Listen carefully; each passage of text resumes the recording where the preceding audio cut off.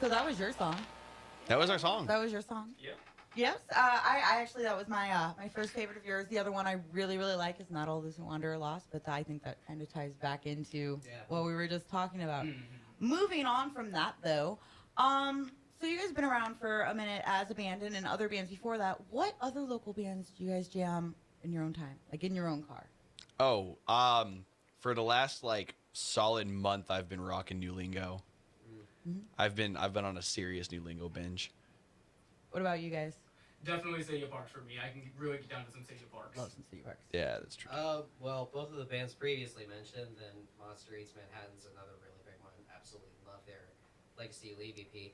And I'm also going to branch out a little bit and plug another different local band. There's some other good friends of ours, and they haven't really been doing much recently, but they're called You're Not Kablamo.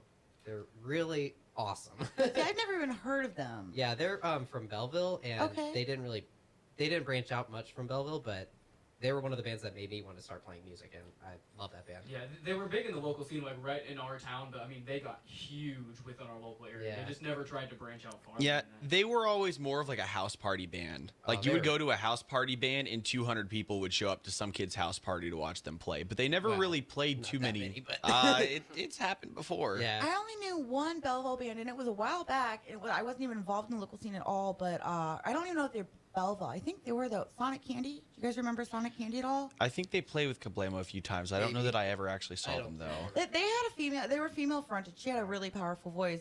I just always pull random stuff out of my butt, but like that. Yeah, that was one that I did know from that side. As I've been going to more shows, I've noticed there are a lot of bands from the Illinois side. So more than you would think. And there's bands that travel from really far, like Ashland. Oh, yeah. Like they live forever away. And Forgetting January and Lucid are both bands that are way up north by then, like Effingham area. Yeah, They're aren't from they? Effingham. Oh, wow. really? I thought they were like Springfield. Effingham's like Yeah. twice the Well, distance. Springfield's not.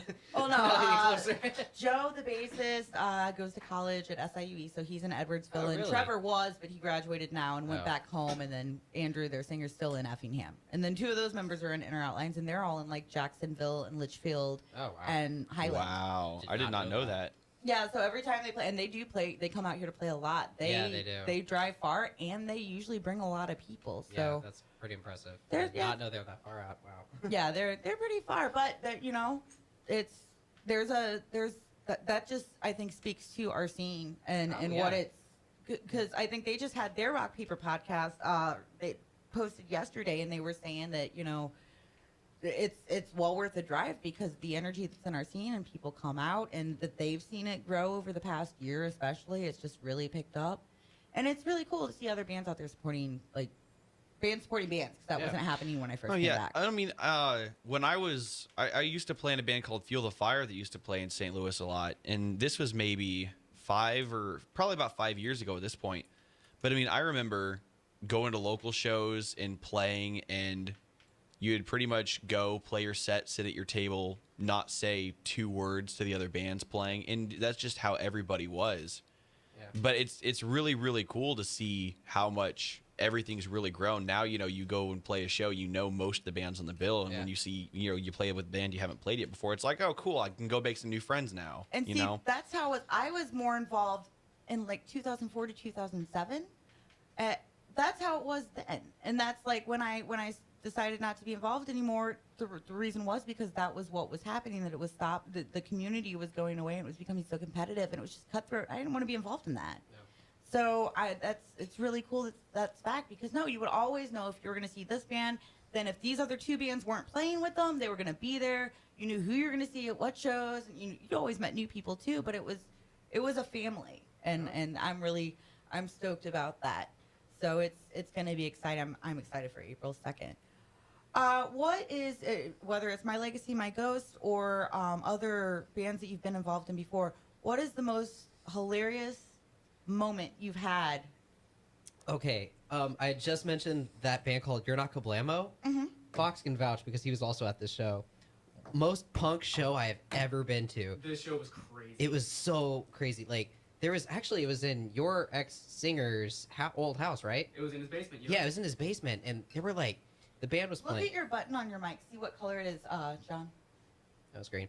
But anyway, we were Say something. I'm sorry. I think it's not actually. Check. One more time. Check.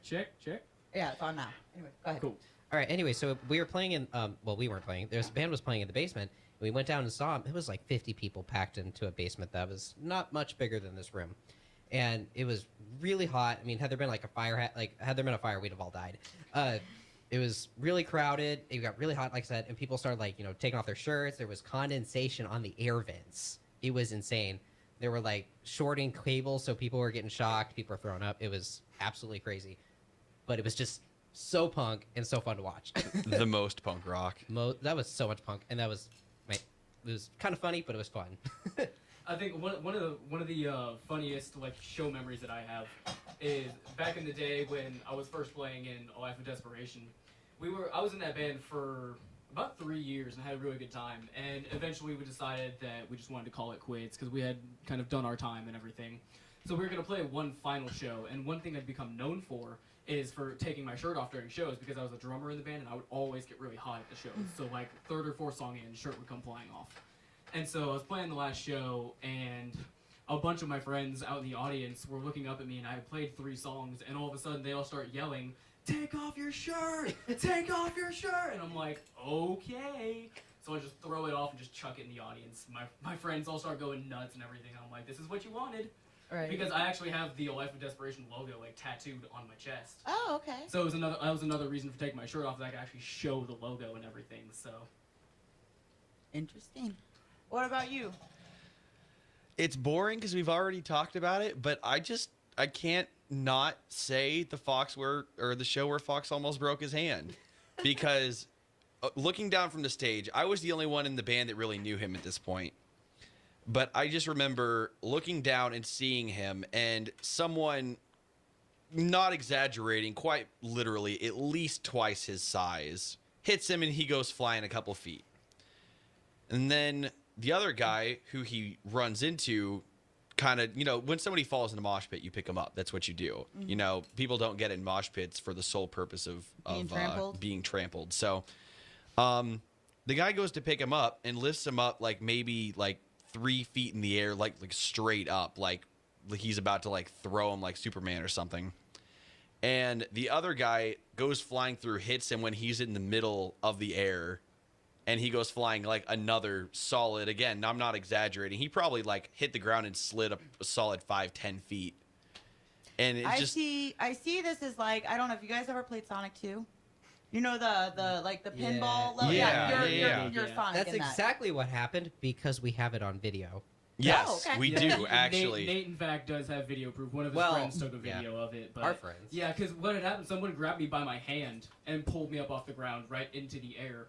And the mosh pit was still going, and someone just plowed me from my left side and just sent me flying. So It was one of those things where I will never forget that show, because at the time when it happened, it was really, really, really scary. But now that I know he's okay, a year later, I can just look back and know that it was actually really, really funny.